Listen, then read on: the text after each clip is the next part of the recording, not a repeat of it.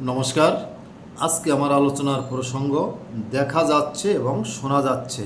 আপনারা দেখবেন বর্তমান বর্তমান এনসিপি নামক যে দলটি যেখানে মিটিং করতে যাচ্ছে, প্রোগ্রাম করতে যাচ্ছে, মিছিল করতে যাচ্ছে,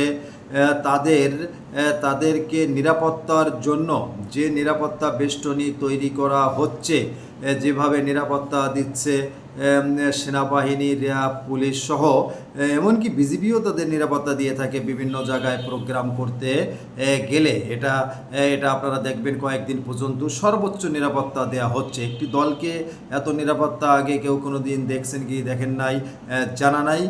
তবে অন্য অন্য দলকে যেভাবে মিছিল মিটিং প্রোগ্রামে নিরাপত্তা দেওয়া হয় তার চেয়ে এনসিপিকে নিরাপত্তা অনেক বেশি দেয়া হচ্ছে বলে আমাদের মনে হচ্ছে বা আমার মনে হচ্ছে। আপনার মনে কি হচ্ছে আপনি কমেন্টস করুন, আপনি কমেন্টস করবেন। পাশাপাশি শোনা যাচ্ছে জুলাই আগস্ট আন্দোলনে যারা যারা আহত হয়েছেন বা মৃত্যুবরণ করেছেন তাদের জন্য কোঠার ব্যবস্থা করা হবে, অর্থাৎ চাকরি ব্যবসা বিভিন্ন কিছুতে কোঠার ব্যবস্থা করা হবে, এটা শোনা যাচ্ছে। এজন্য আমার আলোচনার প্রসঙ্গর নাম দিয়েছি দেখা যাচ্ছে এবং শোনা যাচ্ছে।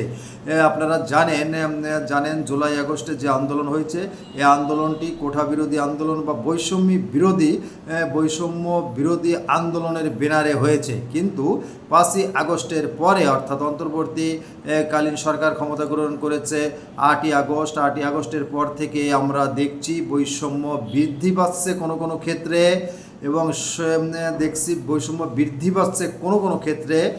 যেমন আমি একটি উল্লেখ করলাম, বিভিন্ন জায়গা মিছিল মিটিং প্রোগ্রামে এনসিপিকে যে নিরাপত্তা দেওয়া হচ্ছে, যে নিরাপত্তা বেষ্টনী করে দেওয়া হচ্ছে, অন্য অন্য দলকে তদ্রূপ নিরাপত্তা কি দেওয়া হচ্ছে? আমার মতে দেওয়া হচ্ছে না। আপনার মতামত আপনি জানাবেন। পাশাপাশি আমরা যেটা শুনছি, জুলাই আগস্ট আন্দোলনে যারা মৃত্যুবরণ করেছে বা আহত হয়েছে তাদের জন্য কোঠার ব্যবস্থা করা হবে, এটা শুনছি। আসলে হবে কি হবে না, আপনারা কি শুনেছেন? আপনাদের চিন্তাভাবনা কি এ বিষয়ে আপনারা কমেন্টস করবেন, বিস্তারিত জানাবেন।